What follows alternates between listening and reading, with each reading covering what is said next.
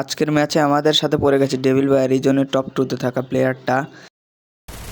আমার সামনেই কিন্তু আছে ডেভিল ভাই, আমি রাশ দিয়ে দেই, কিন্তু গুলি করার আগেই দেখি আমাদের টিমমেট তাকে মেরে দিয়েছে।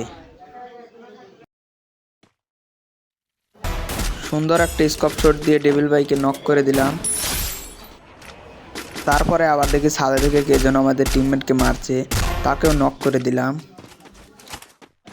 আমার সামনে কিন্তু আবার ডেভিল ভাই, দেখা যাক কী করতে পারি। আমি রাশ, তারপরে ভাই গুলি করার আগে দেখি আমার টিমমেট ওকে মেরে দিয়েছে। তারপর একটু ঝাঁকানাকা ইমোট টিমোট দিয়ে নিলাম।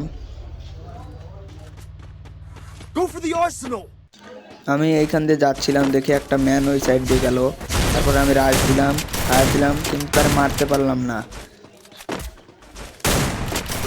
সে পিছন দিয়ে এসে মেরে দিল। আমি দেখলাম এটা ডেভিল ভাইয়ের টিমমেট আবির ভাই।